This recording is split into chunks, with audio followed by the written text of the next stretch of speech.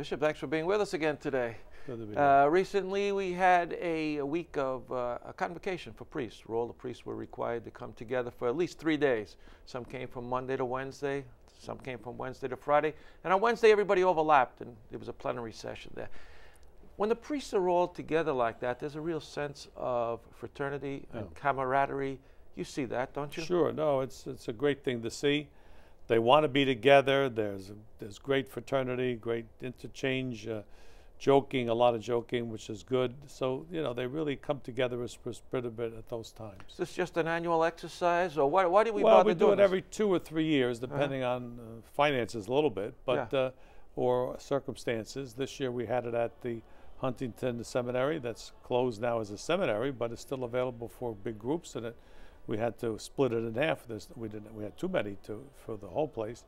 So we did use it, and we did get almost a little over 300 priests to come. Yeah. When you spoke to the priest yourself, you emphasized to them that they are men who are taken from among men, which is a theme that you've spoken about before.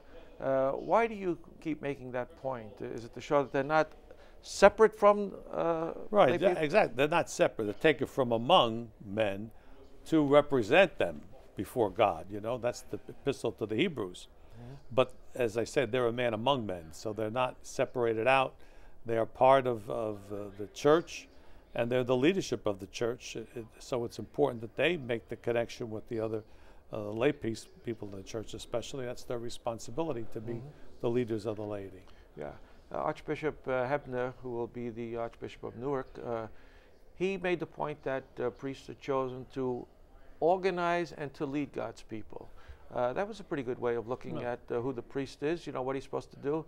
And then I think you made the point that it's the spiritual aspects of the community that the priest looks out for. Right. So what do you see as the role of the parish priest?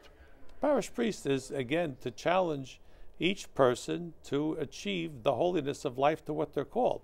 Second Vatican Council reminded us there's a universal call to holiness.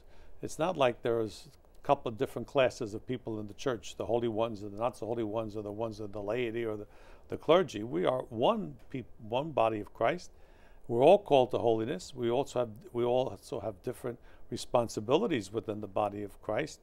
But we're all called to, that's what it's about. We're leading ourselves to the holiness of life that allows us to enjoy God's presence forever. So that's the key thing, and that's what the priest's main job is. I mean, they do a lot of other things, but really it is to sanctify God's people. And because they're men, there are temporal issues, you know, that people have to take care of themselves. And some of the talks dealt with proper eating habits, dealing with stress among the priests themselves, or among the work that they do. Why is it important to talk to priests about their diets, for instance? Well, I think they're celibate. They don't have wives to kind of nag them sometimes, remind them to go to the doctor, to eat well, to take care of themselves. So they can become loose, I think, in taking care of themselves. Many times they just work too hard, too. So, again, it was a time when we could say, look, take care of yourself. You're important to the church. We want to support you. We bring people to help you understand how much stress can be detrimental to your health, and how much your eating habits can also be detrimental. So we're trying to, again, help encourage people to live more healthy lives. Yeah, well, one of the points that Archbishop Hebner made, I thought that was a good point, was that the central point of the church is really the parish. That's where all the action is. You know, sometimes we get caught up in diocesan events and things like that, but the real everyday life of the church is in the parish. Well, that's where the rubber hits the road. I mean, if we didn't have parishes, we wouldn't have any contact with people.